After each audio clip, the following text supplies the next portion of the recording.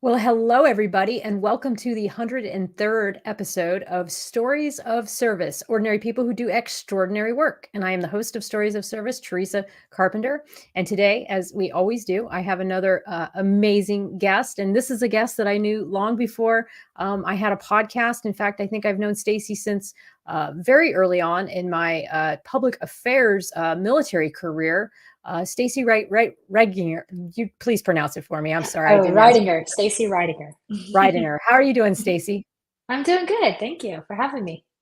Well, I'm just so happy to have you because, as I say, this show is about service and service to our respective communities. So I felt like no better person to talk to about this kind of thing than Staci, because I do feel that when you want to make a difference in your community, or you want to make a difference or an impact, then start local and start with your neighborhood. And I believe that all of us can be a spark at any level in our community. So Staci is a master communicator, storyteller, and professor who, after several combat tours as a Marine, dedicated her life to helping local nonprofit causes in San Diego. She is an award-winning public relations, marketing communications, and nonprofit leadership professional, and has had 24 years as a U.S. Marine Corps combat veteran.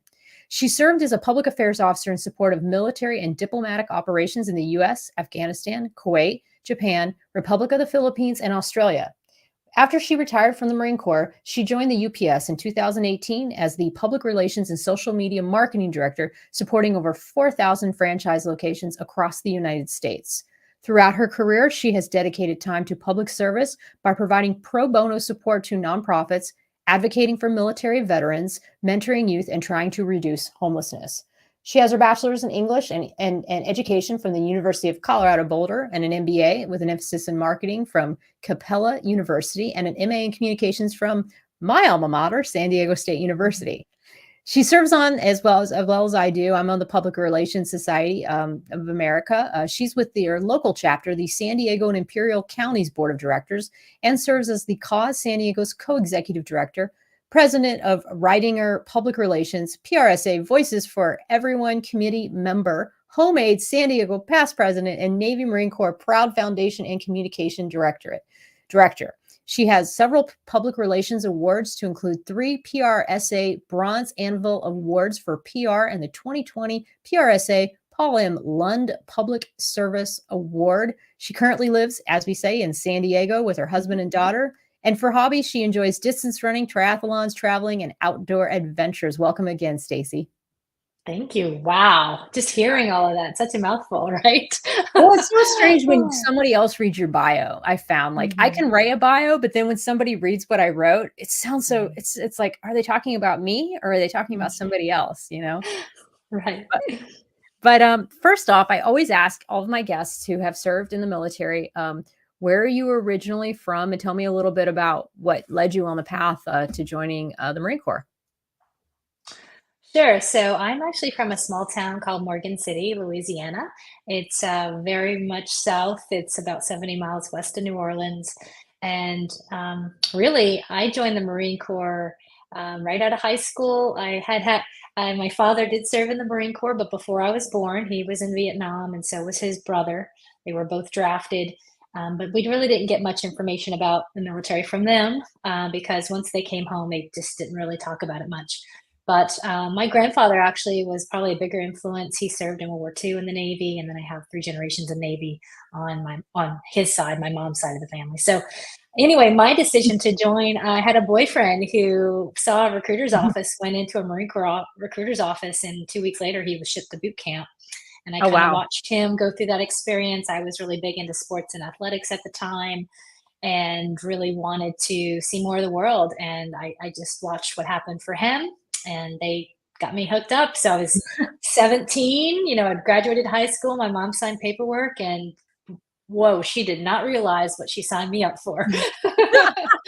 Well, Yeah. yeah, I mean, it's like you really don't know what to expect. You can read everything online, and back in our days, it was more just, searching very, very antiquated websites and trying to figure out and print things out about the military. I can remember printing out all the Navy rates, and, like, I didn't understand what they meant, or what it was supposed to do in the military. And I'm sure you had a similar experience where it just wasn't what you thought, but you didn't really know what to think. And so you visually get in, and what do you do?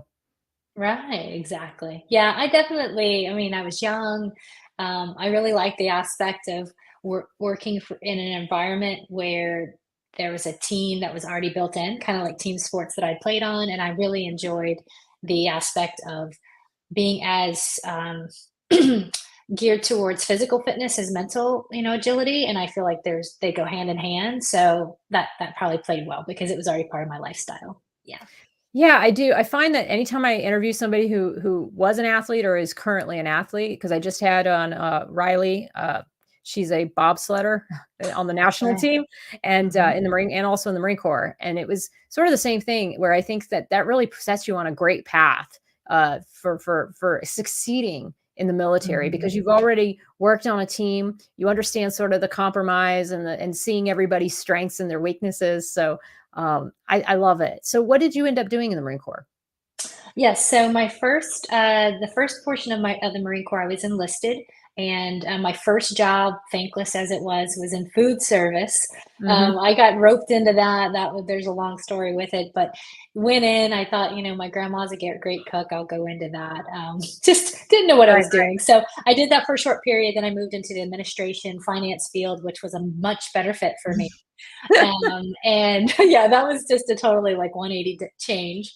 Yep. And then from there, I was given the opportunity to go to school full time to complete my degree and become a commissioned officer. So I did an associate's degree while enlisted, and then got picked up, went to University of Colorado, and from there I was accepted into well, I went to the basic school, the Marine Corps Officer School, Mhm. for 6 months and got into the public affairs field. So I did that for the majority of my career as an officer. Yeah. Yep. I remember when I met you, I don't think I had my APR yet, or it's called our Accreditation in Public Relations, a Hmm. special certification that you get through the Public Relations Society of America. But I just remember thinking, man, she just got it all together. She's so on point and so detail oriented. And Yeah. yeah, so it was really nice to meet some people who are a little bit. I always feel like in life you got to find the people that are a little more ahead of where you are to kind of like aspire to, and then you got to help those people that are coming up to be where you are today, and push them Exactly. along to the next chapter of wherever they're going to go in their lives. And you definitely did that for me, and I really appreciate that. You're welcome. I think that we can have mentors that are at all different levels. I've had mentors that were probably at that same kind of career level of me. I've had older mentors, younger mentors. It's all great. Yeah, it really is. And then you've also done tours in Iraq and Afghanistan, if I remember No, correctly, or just just in with Afghanistan. Afghanistan. Just in Hmm. Afghanistan. Okay. And Yes. tell me a little bit about what that experience was like for you. Sure. So I went in, I was a captain at the time. I was an individual augment. So that means that I did not go with a full unit. So the team I worked with at Marine Station Miramar at the time, I left them behind and connected with US Forces Afghanistan in Kabul. I worked there with NATO and ISAF. Uh, colleagues that were from all around the world. We had, 40 some nations that were represented there. So it was I guess a big melting bowl of sorts. I have actually talked to people even like a couple of years ago. I'm like, I should write a book about the fact that just being deployed to Afghanistan for 13 months was almost like traveling around the world Right. because of all the different places and cultures that I was exposed to. Traveled all over the country while I was there. I was doing public affairs, media relations, crisis comm, and also I got a chance to teach Afghans working for the Afghan government at the time, teaching them more about communications and media relations. So that was very gratifying. I was able to use my education degree and put that to good use. But it was a whirlwind. I mean, to leave your family behind. My husband was here with our daughter at the time. She was just going into high school, so you can imagine that. And so I'm there, and it really changed my life as far as just understanding what people go through and the lives that they live, and then after what happened in 2021 with Afghanistan, I think that it still hits me pretty hard because I left behind a lot of very dear friends that are Afghan and were working for the government at the time. Some of them were able to leave and are here now, but some of them are still there. So it's I would say that serving my country, that was that biggest sacrifice that I could have. If I could ever do more to serve my country, I'll continue to do so. but Afghanistan was, it's a beautiful country. They have beautiful people there. And it was just such an unfortunate tragedy to see how over 20 years we just could not move the dial in a place where they could have more stability and less conflict in their country. And I'm just hoping that we can keep an eye on that country and figure out ways to help them progress to more peaceful, and even more liberated ways for women in particular.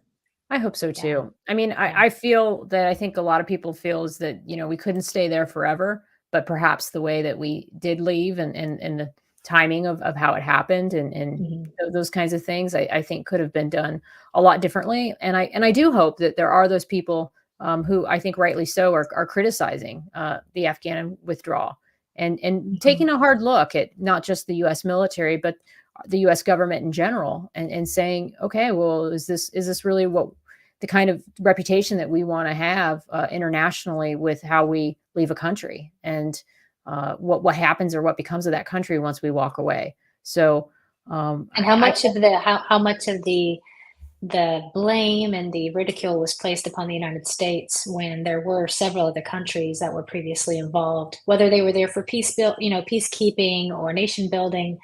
But but yeah, we have to learn from these mistakes. We're not learning from them. I no, remember picking up a book about Vietnam right after I got back from Afghanistan, and I could have replaced the word Vietnam with Afghanistan yeah, in this history book about Vietnam, and it just shocked me to know that we had taken several of our what it seemingly looked like we brushed off some old war plans and just decided to enact those without obviously looking at the issues and problems we had in Vietnam before we were trying to layer that into a new country. So, but I think I'm a big believer in you've got to understand history and figure out ways to not let it be repeated. So hopefully we can um, definitely learn the lessons this time around, not let it happen again. yeah, and I hope so too. And I hope that the Yeah. people who profit from war and who are obviously wanting to keep it going Hmm. take a hard look at the consequences of what this machine. And here I am, a member of the Department of Defense. I love serving, and I love the experiences that I've had, and I love the opportunities that I receive. I mean, I'm still a part of it at Team NATO.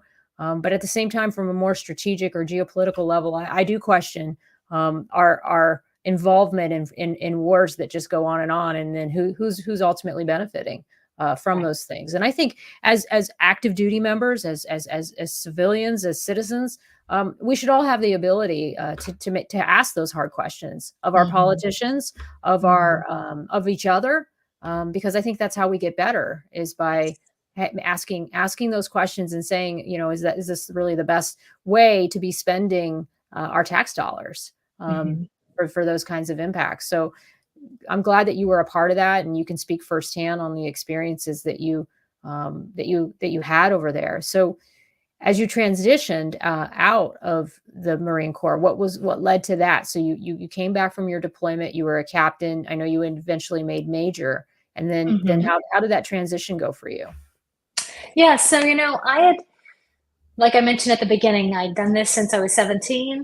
And I think after going to San Diego State here in San Diego, I was sent there for a master's program. I think you also attended that program.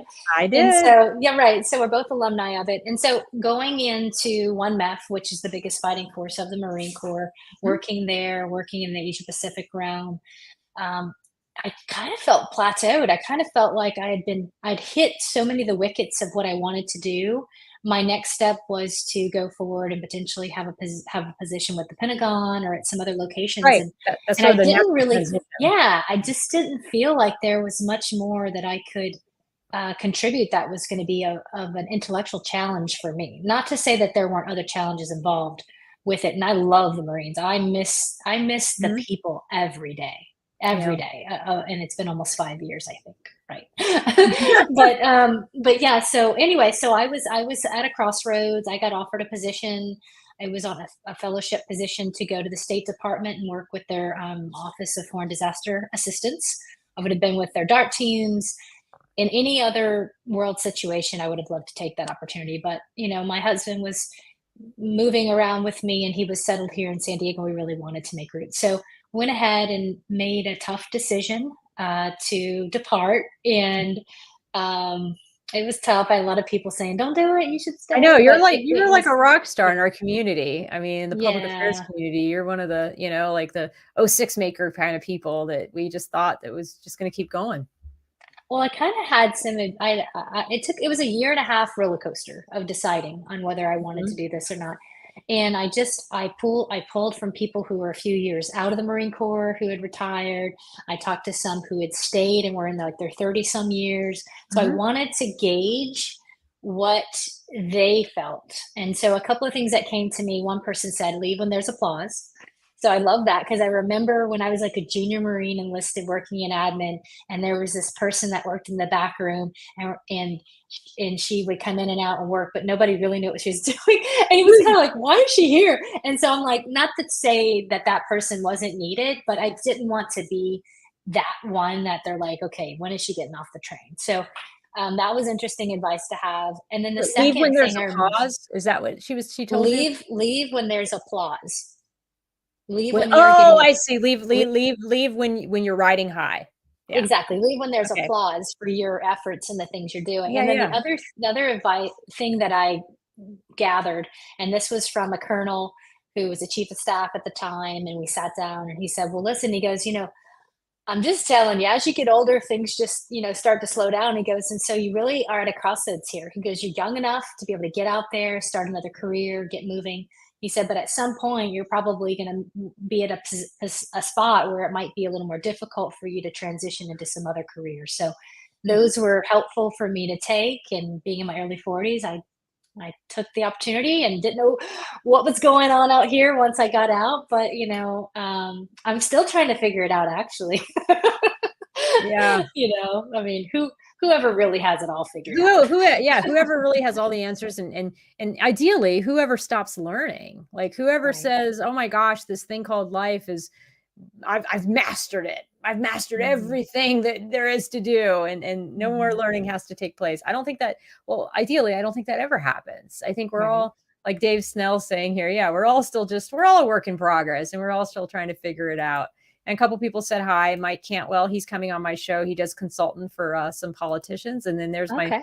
yep, he's a great guy. And Dave Jones, he says, go Teresa and Stacy. He's the guy who, David Jones, he made my Hello LLC account, which is an account that allows me to have a little mobile briefcase for my website. And he does a lot of good marketing stuff. So glad to have some people joining us today. Yeah, transition is tough. It really, oh, Mhm. there's Amy. Sorry. I got a few visitors. Amy Oh, hi, Forsyth Amy. says hi. We love Amy. She was also on my show. So eventually this whole feed will just be people that have either been on my show or coming on my show at some point. Okay. But yeah, it is tough. I mean, I'll be honest with you. Like I'm in the same. Oh, there's Nico. Oh my gosh, it's all our PAO friends. Nico. Nico Hey, Melendez. we were Nice to deployed to meet Afghanistan together. Yeah. you.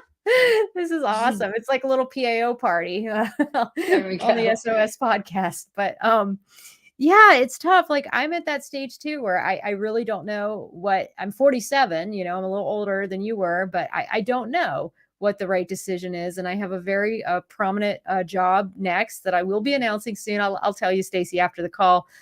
But yeah, it's tough because it's like, when is that perfect time to transition? And then once you transition, what the heck are you going to do? So you did Right. not take the DART job because that was not going to be good for your family. And so what do you Mhm. decide to do instead? Yes. So I had this pie in the sky idea, something I developed during my MBA when I was going through my MBA, and thought I wanted to go into the media industry. I thought that I wanted to kick off and kind of start this niche media organization. So it was about a 6 month like self-discovery journey to realize that I didn't want to do that. Yeah. But I really enjoyed the 7 months I had off. I highly recommend it to anyone that's done a whole career in the military and hasn't had really a long break at Breather. all with it. But so I did an Ironman because I'd always wanted to do a full Ironman. My husband and I went to South Africa and did a long trip, and I just realized that that feeling of invincibility and confidence once I left the military, some of that stuff started to fall by the wayside, and I started to get kind of paralyzed with choice, paralyzed with potential for failure. And I'd always been in this position where I always planned things out so that I could achieve those goals and reach them. But I was just, I was in a tough place. I was just like, gosh, did I make the right choice? Should I go back? What's going on? So my husband, being a civilian, never in the military, I think he was a crucial part of my kind of transition and helping me realize, like, hey, you should maybe go work for a civilian company and see what that's like, Mhm. just to And give it get a some try, because I yeah. did not want to do anything with the military or government. I wanted to just try something else. So that's when I was really picky. I applied to a few positions with some universities, potentially as a communication director. And when those were still kind of in the loop for pending interview, that's when the UPS store position came up, their headquarters here in San Diego. And, it was literally phone screen, 3 interviews, job offer. Wow. I did not do any, I never interviewed with anyone else. That was it. And so I'm sitting here looking at my husband going, okay, should I say yes? Should I pop? Should I like hold on Mhm. this? And so Right. the biggest thing was I saw it as a company that was over 100 years old. It had a lot of culture and values that I saw that were similar to what I saw in the military.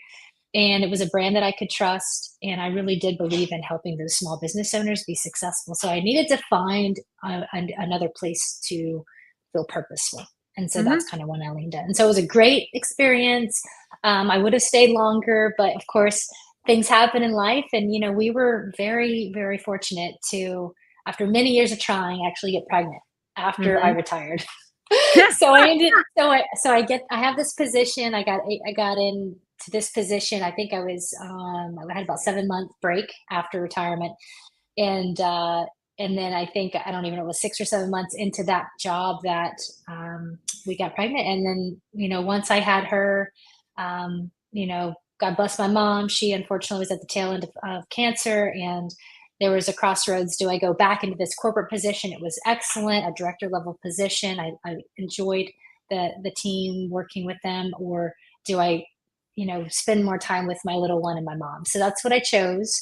And the team was very supportive with me at the UPS store, and they all were there for me. And unfortunately, my mom passed a month after I would have gone back to work. So there's no regrets there. Yeah, Glad that I for did sure. that piece. But that also was another aha wake up point for me, because I never realized that, after being away from home for 20 some years, that time I wanted to gain back, from just those once a year, twice a year visits, it was gone. Like, Right. mom's gone. She's not there. So I don't have that person I thought I'd have all this extra time with. So I do say that to anybody that's out there listening, is that, I know that we always think everybody's going to be fine. It's all going to stay the same. But to make sure that if you have that relationship, that you're keeping up with that, and nourishing it, because you never know when it You might never not know be what's there. gonna happen. It's so Yeah. true. It's so Yeah. true, and it's so hard because we have this exciting and just sort of, crazy lifestyle in the military, but, along the way, there's people who Yes. don't always get our time because of the fact that we're living this crazy life. I mean, it's not lost on me that living in the last 2 years in the UK, there's so many things with family and friends in the United Hmm. States that I'm missing out on, just the 2 years that I'm here. I'll never get that back, and that's one of the reasons Hmm. why we made the choice that we did for the next duty station. Yeah. Because I knew that, like, getting back there and being with family, or being and near people we knew, Yeah, was going to be exactly. priority, for us. I mean, just going back to the United States, about 2 months ago, we went back to Washington State, and just it was crazy. Like, I've been around, and I love Europeans and all the different countries and cultures that I've been around, and my international staff at work. But just being around a bunch of Americans again, I was kind of like, Hmm. I don't know. Yeah. It was just wonderful. So you bring up such a great point, and I really appreciate you sharing that with us, because I think it's something people need to hear. Yeah, definitely. And sometimes living in another country helps you to appreciate more of what you do have at home. I agree.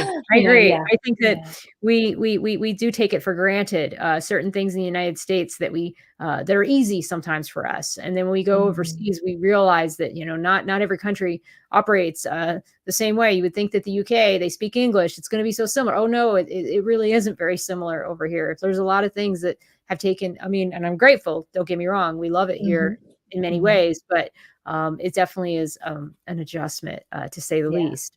But wow, so you are now a new mom once again, and Mhm. you're moving forward with your life. And so, what comes next for you as far as just your stay-at-home mom, and how do you want to spend your time? What were you thinking during that time? Yeah, so I've always kind of had a passion for volunteerism and giving back to my community. And whenever I was going through my terminal leave, which is the time frame between, you have your retirement ceremony and then you officially retire. So during that time, in addition to figuring out what my next thing was going to be, I felt like I wanted to go do more volunteer work. So I dove into a few nonprofits and started to get established with them and showing them that I really wanted to be there long haul. And so that's kind of got accelerated. So when I had my daughter, you know, decided to resign from that position and be with her and have more time, that's when I got involved with more with Team Rubicon, which is a great nonprofit disaster response nonprofit led.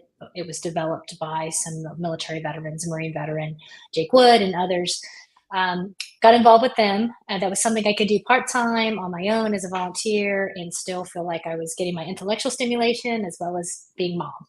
And so then that accelerated. I was working with Homemade San Diego, which I'm still working with today. They're one of 19 chapters around the country. We build housing for homeless service providers and help to do outreach and workforce development to get at-risk men and women into construction careers.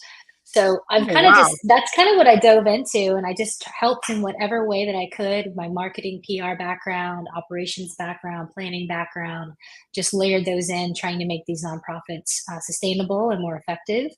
I've also leaned in on the veteran side. I'm currently on a board, Navy Marine Corps Pound Foundation, where we're 100% volunteer, and all of our funding goes towards men and women living here in San Diego and their families, active duty and veteran, who are struggling financially. This is a very expensive place to live. That's Mm, why a lot of people don't stay here after they right. leave the Oh yeah. military. So, help being a part of that is great. And I actually am on that board with some military spouses that I used to serve with their husbands on active duty, like general officers kind of thing. So it's a great kind of full circle, still be connected to them. But yeah, that's what I dove into. And at some point, the nonprofits I was supporting pro bono just said, "Can we pay you?" So that's kind of how, honestly, that's how I developed writing or public relations, because I'm like, okay, well, at some point, I probably do need to have a business structure here to accept funds and work with organizations. So I've worked with both for-profit and nonprofits, Mhm. helping them in a variety of ways, whether it's with their fundraising channels, developing events, helping to be more effective in their marketing strategy for businesses. And Mhm. yeah, so that's kind of what's fulfilled me. And then just recently, if you want me to kind of dive into that, during COVID, I was approached because I've been a part of the Public Relations Society of America for several years and helped them with different events and activations. I was approached in helping the San Diego Cause Conference, which is hitting its 25th year this year. They wanted me to help them pivot it during COVID. So Mhm. I helped them to establish essentially a portal for businesses and nonprofits that were struggling to get to just find resources and to connect with others so that they could figure out whether they needed to close door, merge, pivot to online, whatever that might be. And so we did that for 2020, and then 2021 they approached me and wanted me to help them with their virtual conference, which Mhm. I joined them as a panelist. And then last year they said, let's go to live at the conference. So I helped them there with programming and some marketing aspects. And then this year they're like, could you do the conference for us? Oh my So then god. so a couple of us, so we have a group of about 20 volunteers. Mhm. We took on the conference and put that on this year, and it was an amazing feat for us.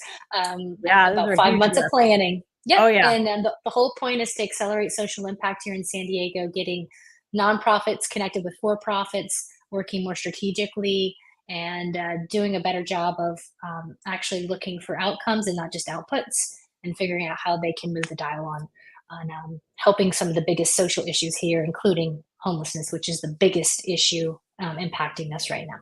I would agree. Yeah. I would agree that homelessness is probably the biggest issue that is impacting people all over the United States, and it sort of kind of goes back to some of my thoughts on war and foreign policy and some of the things that we have going on in our own country when it comes to migration or it comes to homelessness. And how do we get after that? And I did want to, I told you before the call, I really wanted to dig down into that because, someone Mhm.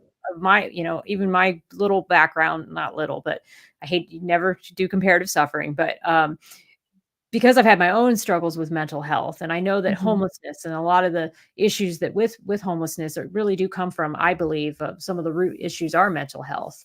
Mhm. How do you feel like we tackle that issue? Because it's, to me, it's just, do we just, clean up the streets and use a more of an enforcement approach, or do we provide just care and enabling, and then we end up in places like San Francisco where all this lawlessness happens? People are, breaking into, I mean, there's businesses that are, I've heard, that are literally leaving uh downtown San Francisco because it's so unsafe there because of the Mhm. policies that have been enacted in some of these cities where Mhm. certain types of lawless behavior are not being properly policed. And I can tell you, even on my street in Norfolk, Virginia, there are laws that prevent the cops now from doing certain things that would Mm. hold certain individuals accountable Mhm.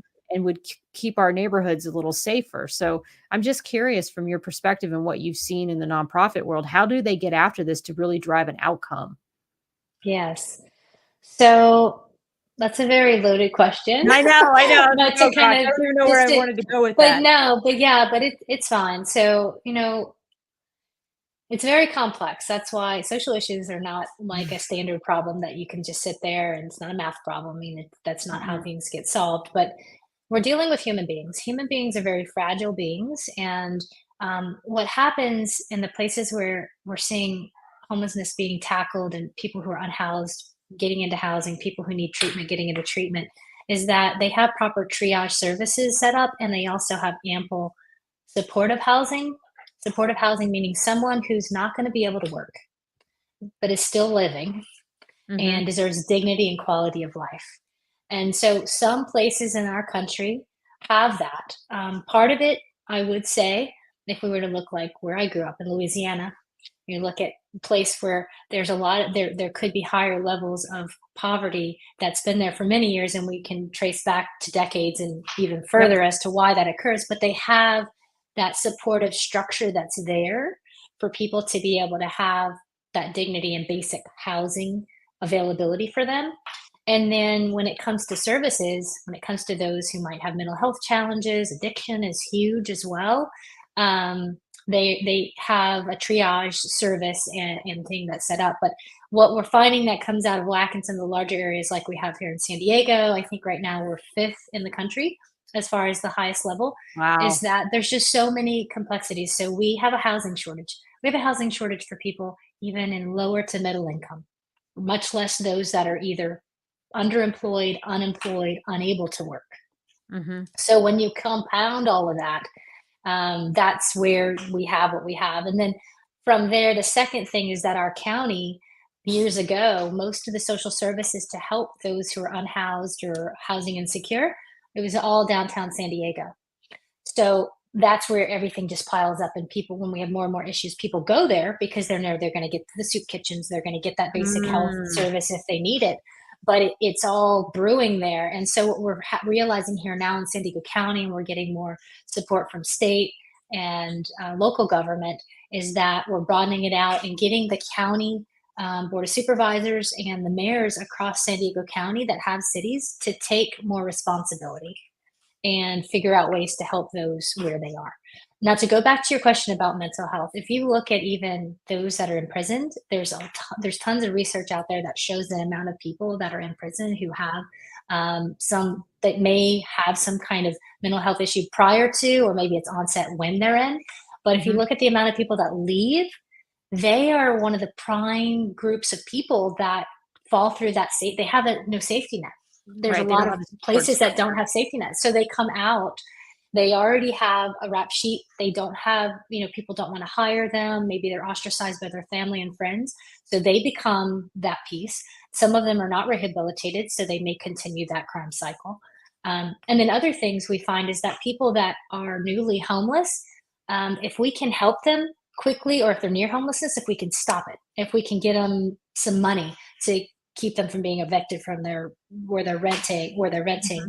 or figure out some way to close the gap, they will be less likely to have all these other afflictions. Because oftentimes when you're homeless, you're scared, it's horrible, it's survival mode, and then that may lead to drinking alcohol or doing Mm. drugs. That leads Wow. to anxiety, Yeah. depression.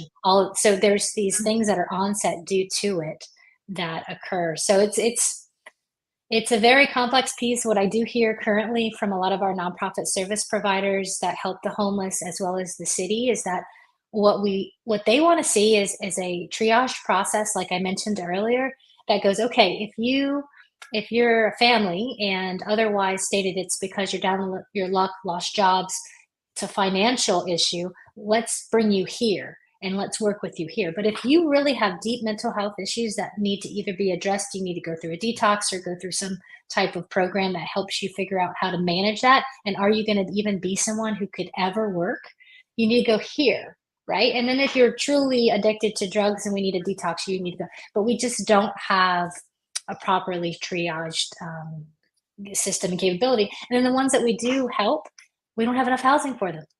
Mm. We're just in the crossroads. There's a great book called Homelessness is a Housing Problem, and Huh. I highly recommend it to everyone to read. It was written very recently, and it really does talk about that one aspect of things. Now, we're not saying giving everybody housing is the solution. They do need wraparound support, and sometimes people need to be helped forever. You know, Right. some of these Yeah. people won't Mhm. ever be mentally good enough to be able to, or physically good enough to go and work. And Right. the last thing I do want to mention is that 55 and over is our largest growing population of homeless here in San Diego County. And that's because we're noticing that those that go from working age to retired age, they're not able to keep up with the rising prices. And so they may lose out. They may get a rent raise that the rent goes up. They can't afford it.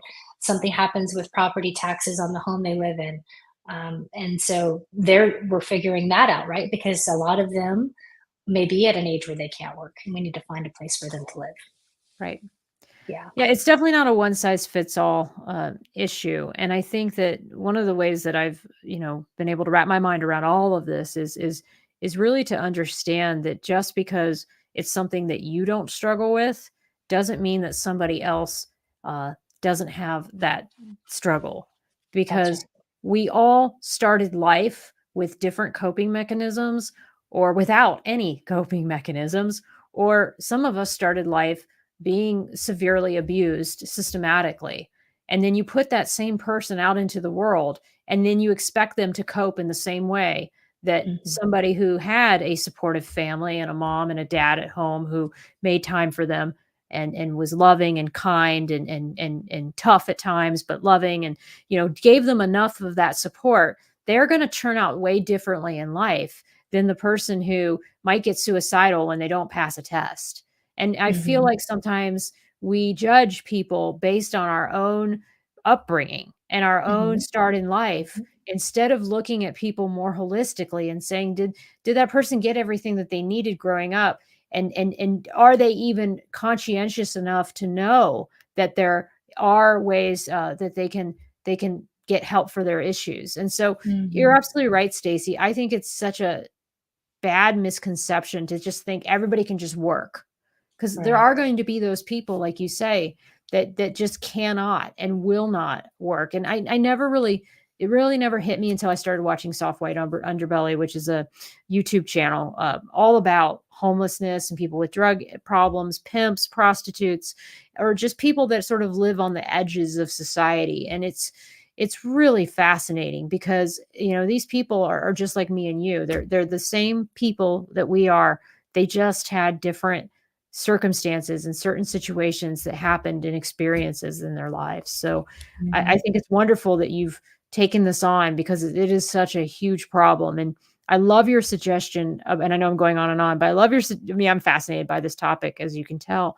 And I love your suggestion about the triage, because Mhm. not everybody needs the same solution or the same No, not amount at of all. care. And Right.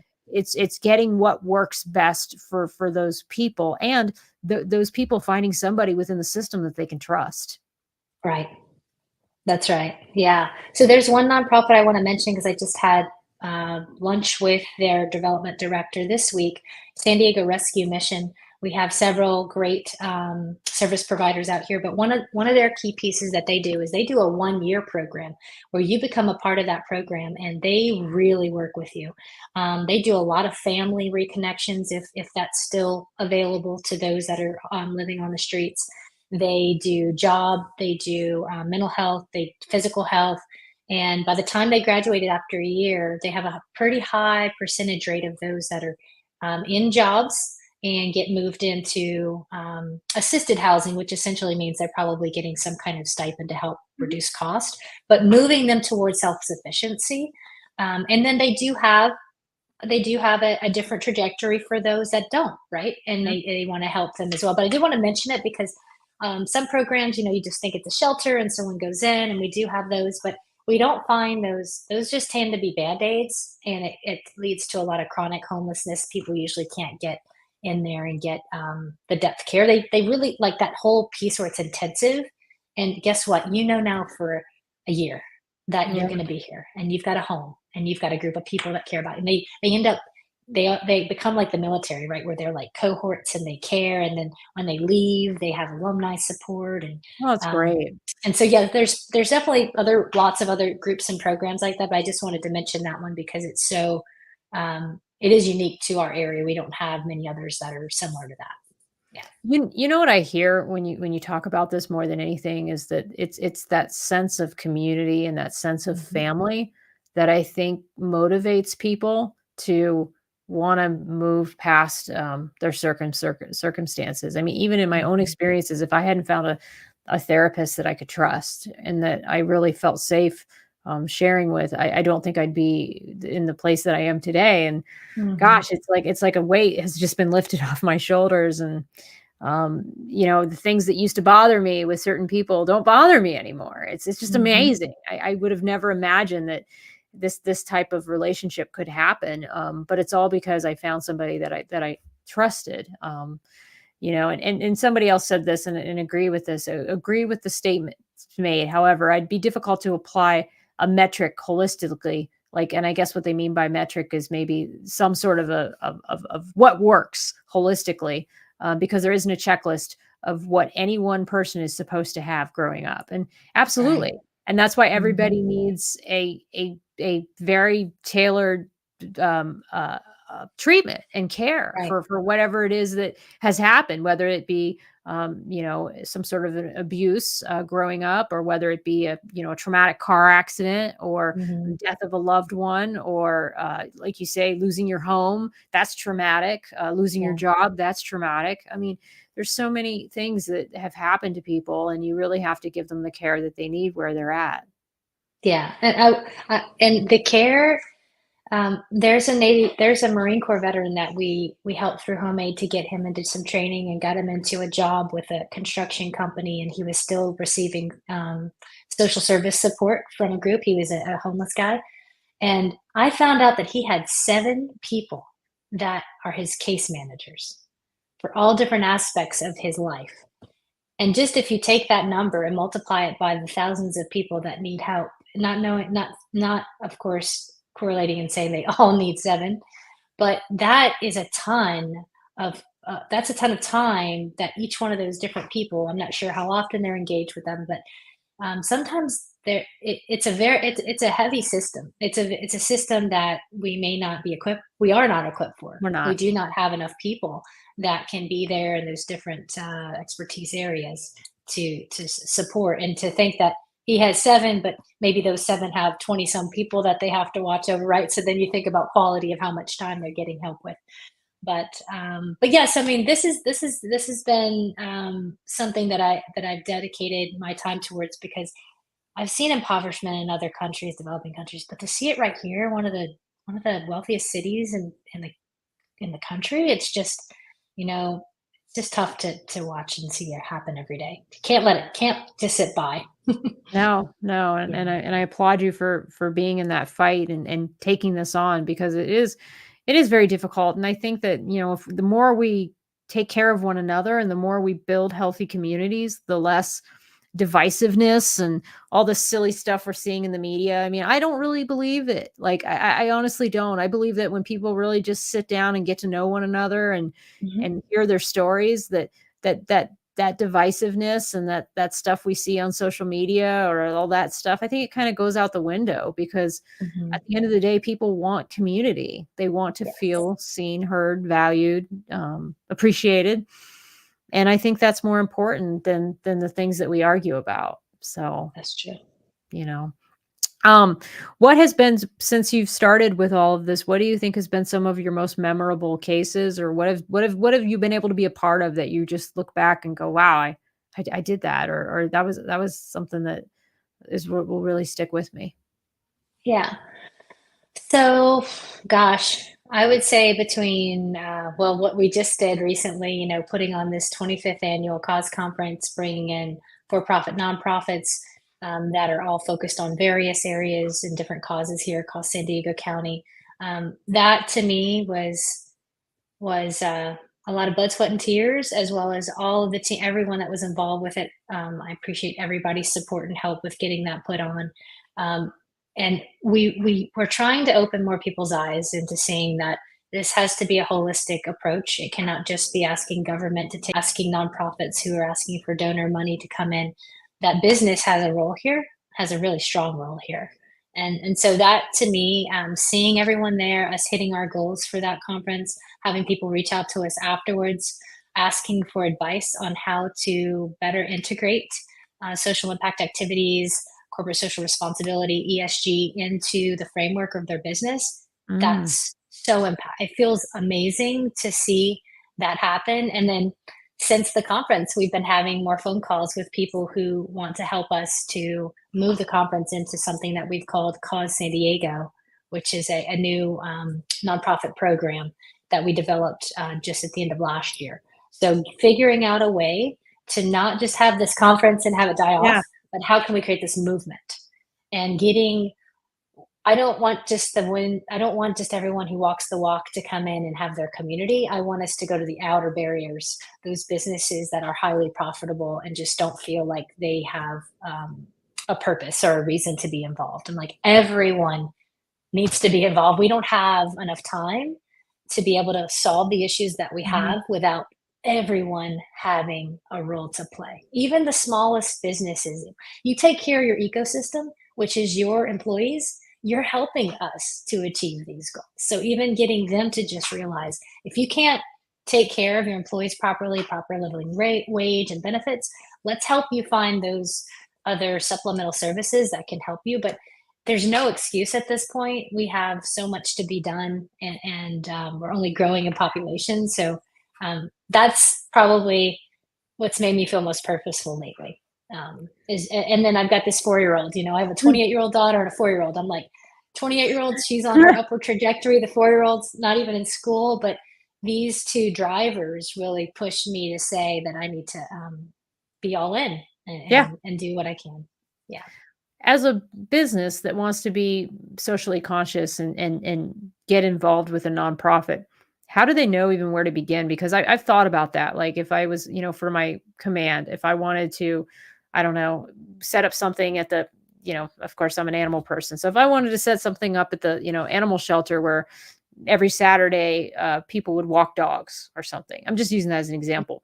How do you decide like which nonprofit to get involved in? Because everybody has different causes that are near and dear to their hearts. So how do you as an employer say, okay, we're going to help out this cause on this day? Or how does a company even start to do that from the business standpoint? Yeah, so we've seen some that start off because maybe something was either close to the leadership's heart, whether that be something that, they were impacted by or was something that helped them when they were younger. whether that be a medical illness or some other kind of issue that occurred. So we've seen people lean into that. Let's say like American Heart Association, maybe somebody there within the organization was impacted by heart attack or by, heart disease, and they want to lean in. We've seen other companies that really want to take an approach where they want to ask their employees. And I really highly recommend Yeah, companies to do that, I think because so too. if you're looking to get employee engagement, especially in this hybrid, people work remote or people work in person, and Mhm. you're trying to get people want to feel more purposeful beyond the profit. And what we're trying to help them realize is get your employees together, figure out, do a poll, do a Yeah, I survey, was figure gonna do out a poll or a consensus. survey. What they, Mhm. yeah, just something Yeah. simple, get started. And Uh-huh. then I'm telling you, the nonprofits are just waiting to provide you those opportunities to go and be involved in some way. We Mhm. do also recommend that whenever businesses do reach out and get involved with organizations, if they feel like it's a good fit, to try it out for an extended period of time, and see if you can.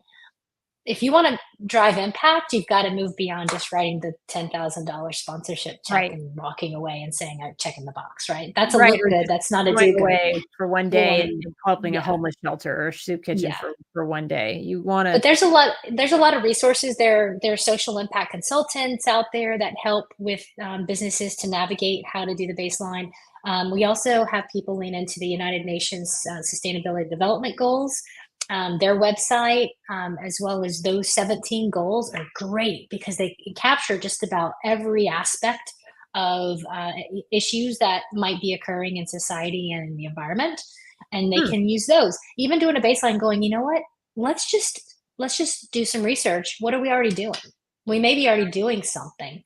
right. And then from there, moving forward and doing micro things that are impactful at the very micro level. Like, let's say everybody bring reusable water bottles to work, and let's figure that out. Just getting your Mhm. employees something that not only gets them involved at work, but also it teaches them and gets them trained into something that they'll take out into their communities, into their families, That's and awesome. integrating some Yeah. of that. So, one thing that we did do for the cause conference was a brand new social impact playbook, and it answers questions that you just asked about Yeah. how do we get started? What are it gives you a menu of options. It talks about how to start to get Mhm. involved.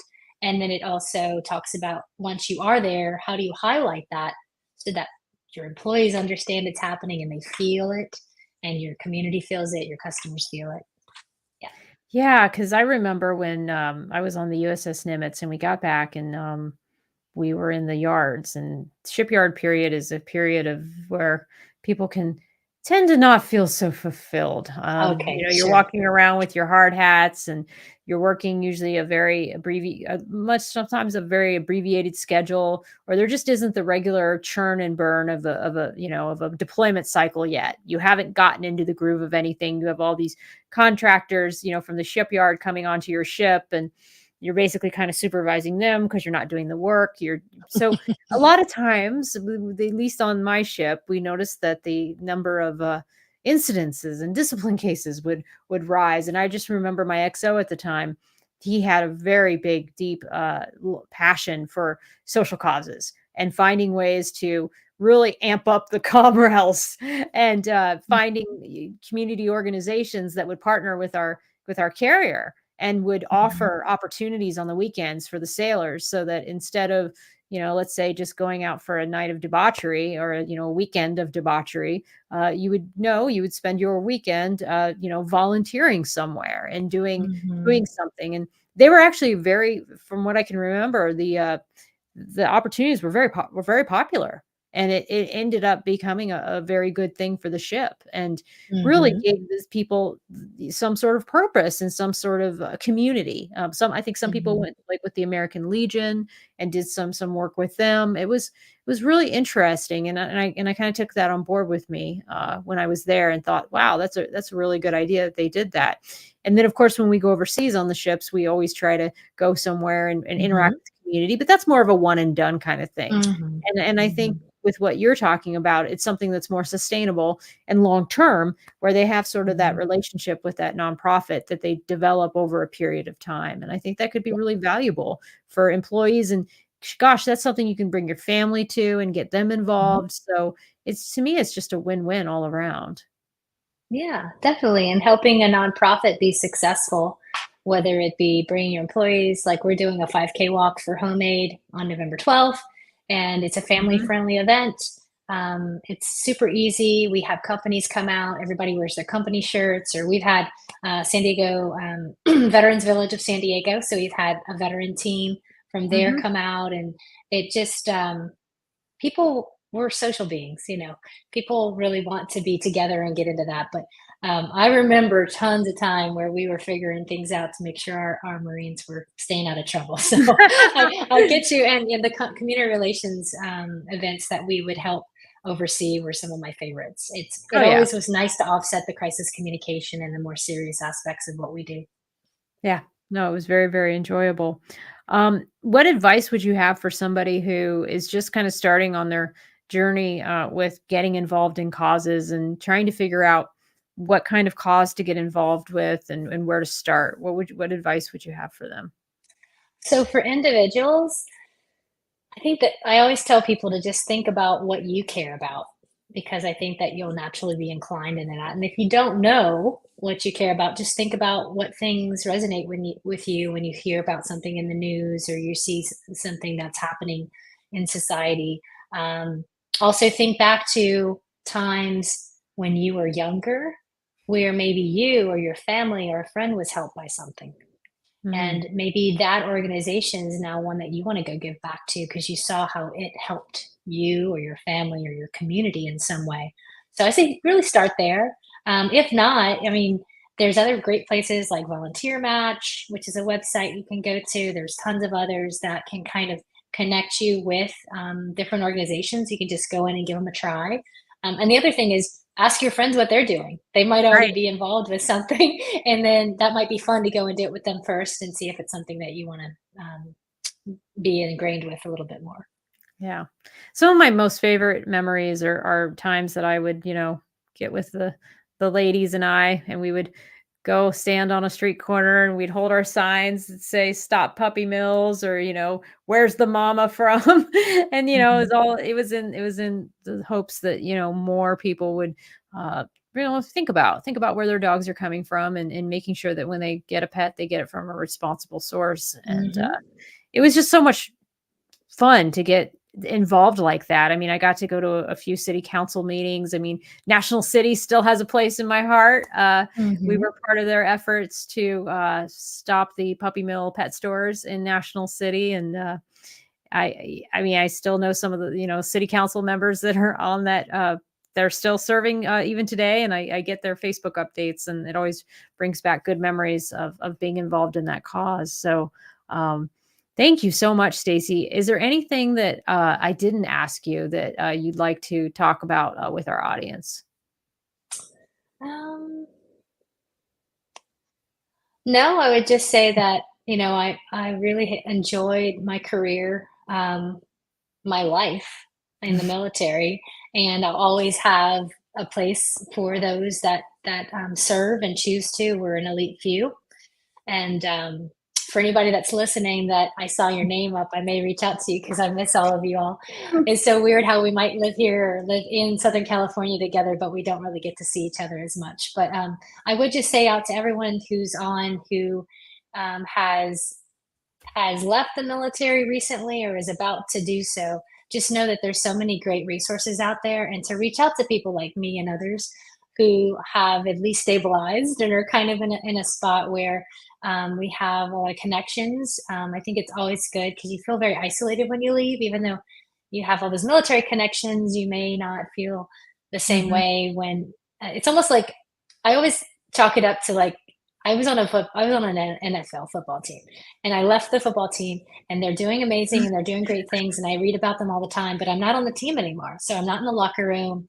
I'm not Mhm. I'm not playing. I'm not sacrificing day to day to be a part of the game. So understand that that is real. Like that is what is going to happen. So figuring out a way to find your tribe again. There's a book called Tribe, actually, that's really awesome by Sebastian Junger, but you should read the book. But figuring out what is that tribe going to be and how can you best move forward. Because to me, it was really hard to find a place that I would feel as purposeful as I did serving in the Marine Corps. Oh, And I I bet. probably won't ever find it. And I've had people to tell me to stop trying to compare it. And Yeah. then once I stopped, that was much better. Once I knew that there was a way I could still give back to my military community, and then understand there's other ways to give, but just to stop feeling that I was looking for that, trying to capture that exact same condition, it's just not possible. So No. that's all I would share is just, Yeah. have to evolve. Yeah, we evolve and I mean, that's also, I mean, there's so many reasons I started this show, but that was one of them, is that I Mhm. knew that there was going to be a life that I was going to have to build after the military. And I've always been a person who thought, I mean, it's weird because even when I was younger, I thought maybe I'd go into radio or something similar. And so now I've been able to parlay some of that passion into this. And it's such an honor. It's such an incredible honor when I get to talk to people like you, Staci, who just embody why I started the show. So thank you so much for taking the time that you did this evening or today at your time, evening mine, That's right. um, to have this No. conversation. I will meet you backstage while I go on full screen, but definitely keep in touch. I did put in the show notes where people can find you on LinkedIn, and thank you so much for taking the time to be a part of the show. And I'll meet you backstage and say goodbye here in just a second. Thank you. And thank you for having this program. It's very important. Yeah. Thank you. All right, everybody. Thank you so much for joining me tonight. I would have teased who I had for the next episode, but gosh, my brain is just fried. I've been working 12-hour days at work for a major exercise that we have going on. So I will definitely be putting that out in the next few days. And you'll probably get a bunch of links on if you follow me on social media. I usually like to do some background research, and sometimes I sometimes tease some of the things to come. But thank you all for watching the show tonight. I will see you next week. I am having a few back-to-back shows week to week, and then maybe some breaks in between as we roll into the winter. But thank you again. Have a wonderful evening, and thank you for joining us. Bye-bye now.